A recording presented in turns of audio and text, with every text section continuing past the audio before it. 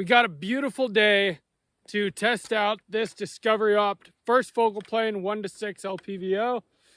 It just took me more rounds than I thought it would to zero it, but I think I'm pretty good now. We're at about 120 yards and see what we can do. We've got it on 6 power first and test that out.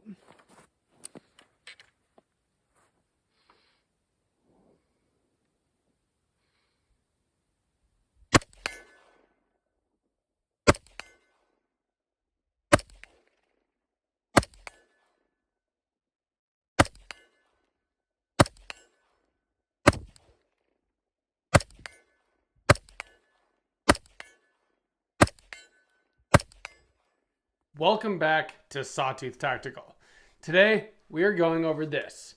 This is the DiscoveryOpt 1:6 first focal plane LPVO. This was sent to me for review and to do 2 videos with. Last week we did an unboxing video and we mounted it on this rifle.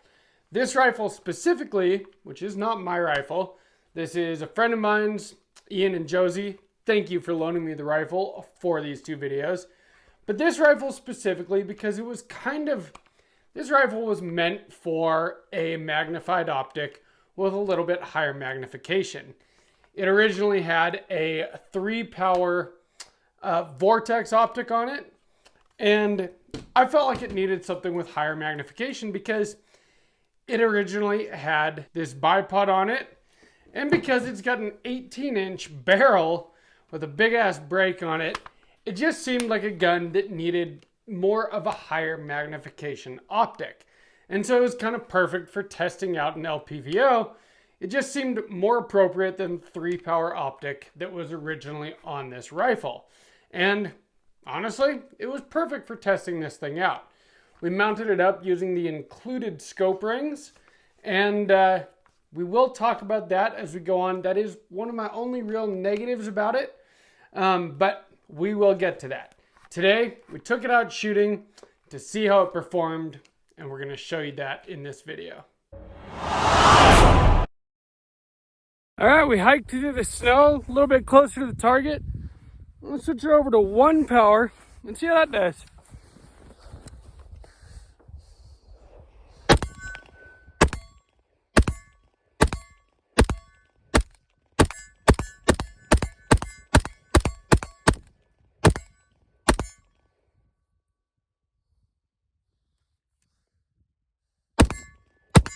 So in this video, I'm not going to go over every little detail and spec for this LPVO because we already kind of did a video with that where we went close up, tabletop, showed you guys what it looked like, what it came with, all of that kind of stuff.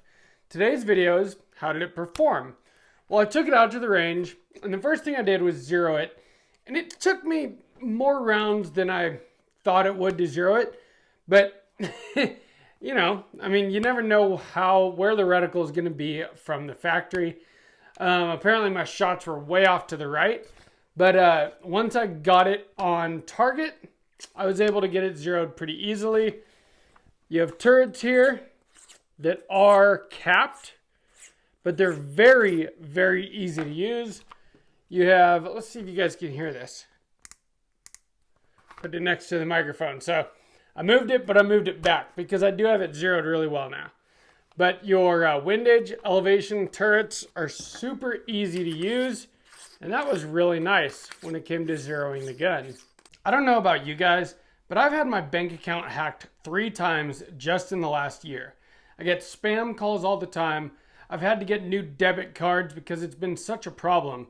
And that's why I am partnering with Aura. I'm pretty careful about not putting my information out there, but I Googled my email address and there was still tons of stuff about me. Luckily, a lot of it was Sawtooth Tactical. Data brokers literally have all of your information, your full name, your email, your home address, and those of your family, and they sell them to scammers, spammers, and anyone else who might want to target you. That's why I'm using Aura, the sponsor of today's video. Aura shows me which data brokers are using my information and selling it, and automatically submits opt-out requests on my behalf. Check out how many data brokers Aura found that were selling my information. Cleaning up my information helps reduce the amount of spam phone calls and stuff like that I get. And it also protects me from hackers that could use this information to access my social media, bank accounts, or other sensitive information. And Aura does so much more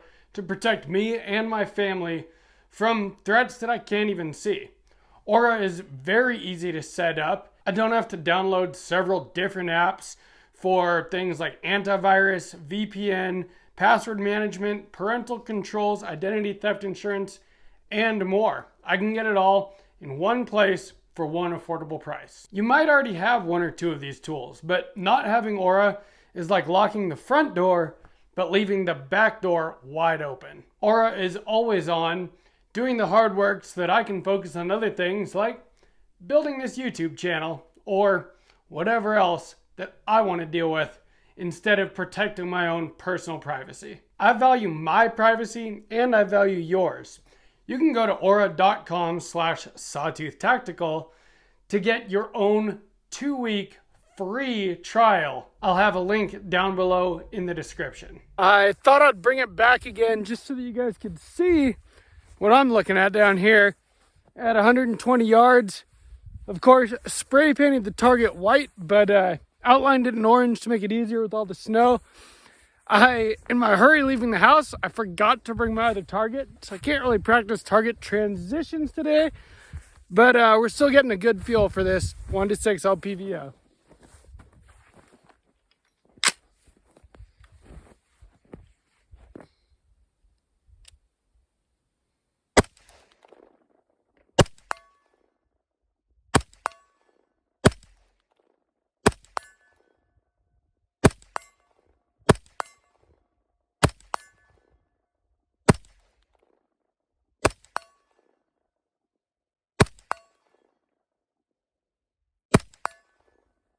So I wanted to try this optic at multiple different ranges.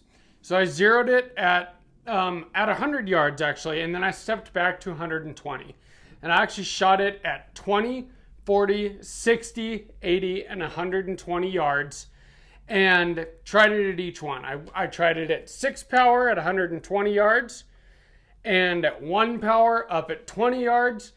And I tried it up at 3 power at like 40, 60, 80, and then back at 120 at 3 power.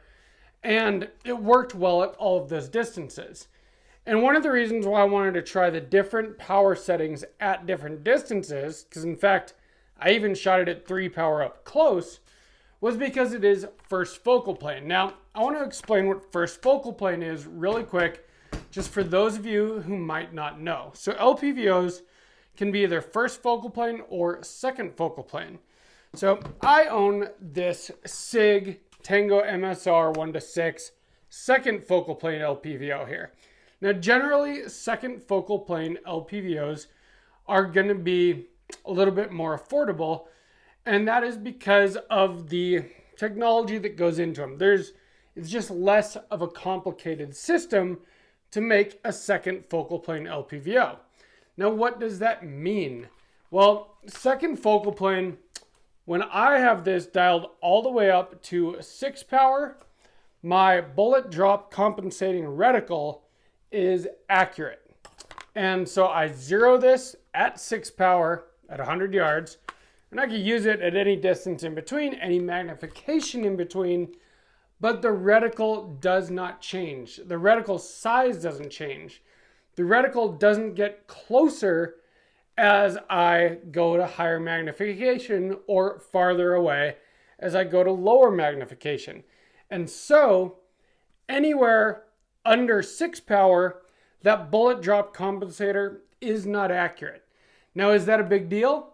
Not really, because if I'm shooting anything that's under 6 power, do I really need to compensate for bullet drop anyway? Not really. But that is the difference. So a first focal plane LPVO, which is what the DiscoveryOpt here is, when you go up to 6 power, your reticle, your bullet drop compensator is accurate.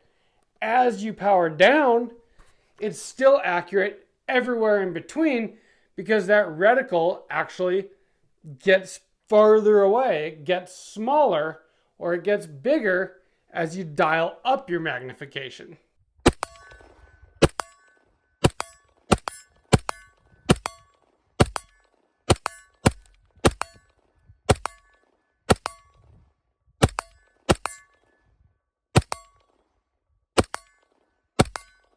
So a first focal plane LPVO is generally more expensive and more sought after by a lot of people because your bullet drop compensator is always accurate no matter what your magnification power is set at. And that's a really nice thing. But that's usually more expensive, whereas this LPVO comes in at a pretty good price. MSRP, I believe, is $240, but I have a discount code.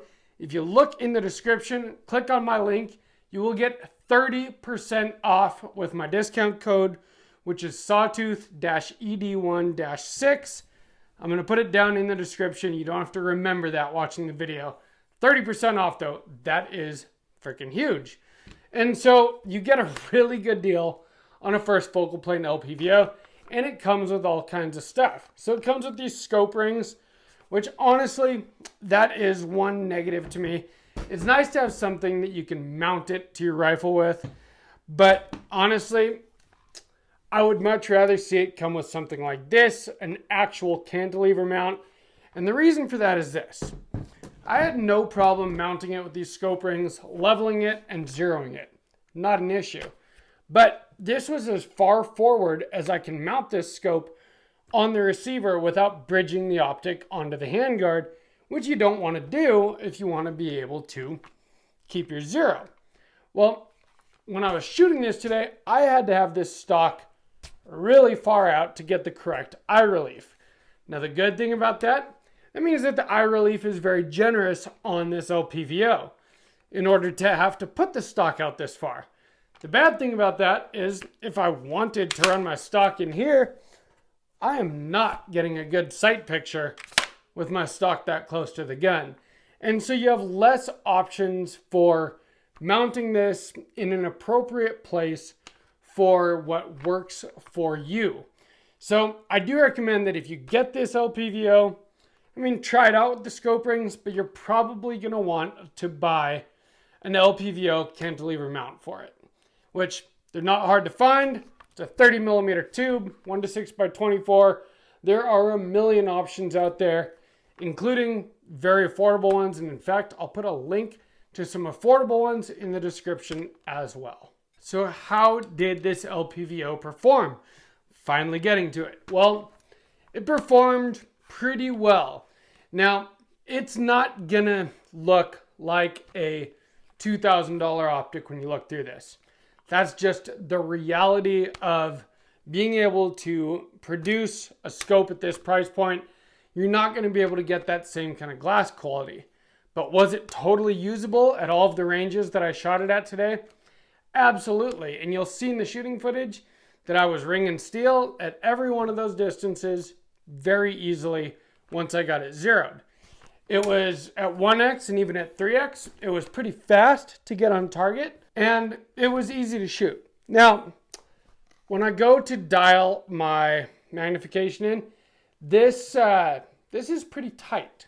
Now, that's a good thing because that means that it's not going to move around under recoil. But just to compare it to my SIG LPVO here, this one is easier to turn for sure. Now, this one I've also had for a long time. I've used it a bunch. So maybe it's loosened up a bit, and maybe this one just needs to loosen up a little bit too. It also does have a diopter adjustment, which is nice. You can, adjust your diopter. It's got this kill flash. It's got a sunshade. It's got all kinds of stuff that comes with it. And this makes it nice and easy to adjust your magnification range. Now, if I put this at 1 power, there is a slight fishbowling effect that you get at 1 power. But what I found is that by dialing it up to 2 or 3 power, that effect seems to go away And it actually was just as easy to shoot up close on like 2.5, 3 power. And since your reticle is accurate at whatever power, I tried that up close, dialed it up a little bit, and it just made it that much easier. And then when I was back at 80 and 120 yards, I tried it at 6 power at first, but then I dialed that back to like 3 power, and it was really, really easy to stay on target. Now, one thing I did not test while I was out there today, and I wish I had, I just didn't think about it, was the illumination. So it has 6 levels of illumination, and it has off positions between each one, which is really nice. Now my SIG LPVO here that I've had for a few years has more levels of illumination, but no off positions in between them. So you have to dial through every single one to get where you want. But the highest illumination on this is not really any brighter than the highest illumination on this. So the illumination is pretty good. It's comparable to a more expensive LPVO, but you get it on a first focal plane at a lower price point, especially with my 30% off code. So this was a very easy LPVO to shoot with. I had no issues with it at the ranges that I was shooting today. Now, this time of year, we have snow everywhere.